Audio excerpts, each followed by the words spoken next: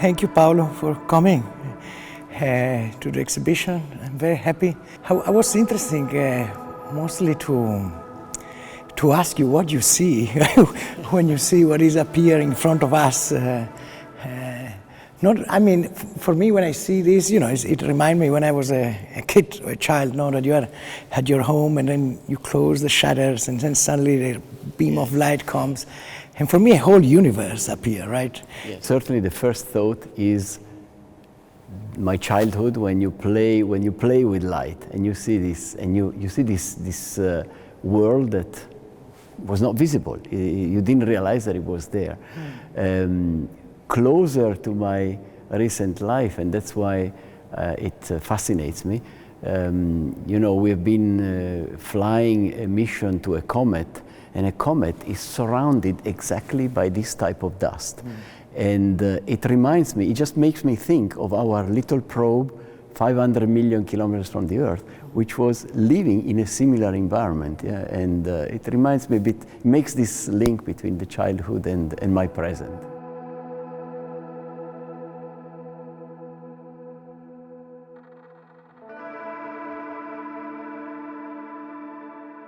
What we do is we sonify them. By the hope that, according with specific mass, according to their brightness, and this is what I'm trying. There is a relation to the sound. Exactly. Yes, and this what I'm trying to see is like can I hear that how much PM 2.5, how much cosmic dust, if I don't distinguish which one is a terrestrial dust, which one is cosmic dust, because my eyes maybe are limited to a certain mode. Maybe from the sound. Maybe from the sound, and I can hear it, right? Yeah.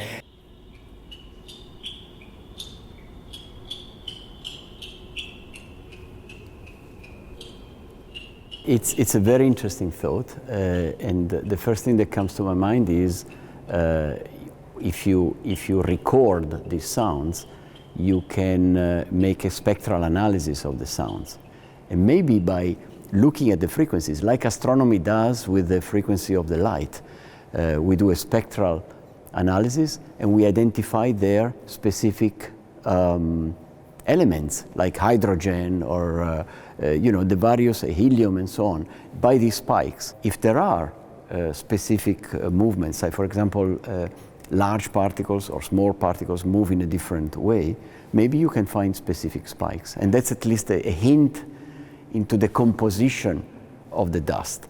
If there is a signature, you find it in the frequency. Yeah.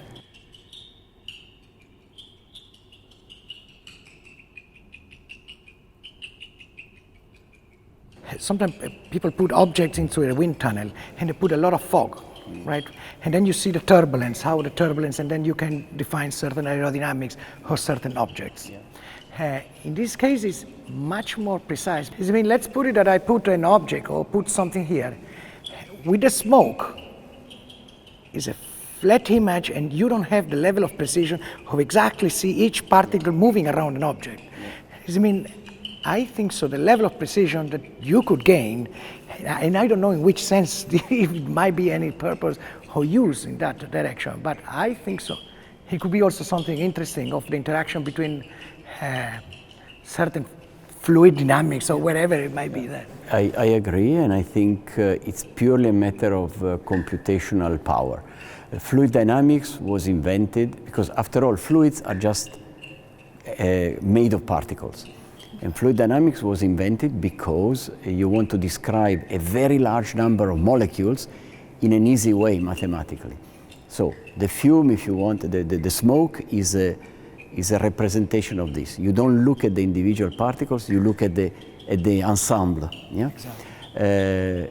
If you have the computational power and the means to see the individual particles, then of course you can go to away from the fluid dynamics, which is the sort of, say, average behavior of the particles, down into the individuals. We call it particular dynamics. Particular dynamics. Particular dynamics. It's the same with thermodynamics. Thermodynamics was invented because all the concepts, heat and temperature, these are purely average concepts of the macroscopic world that average out the behaviors of the small particles.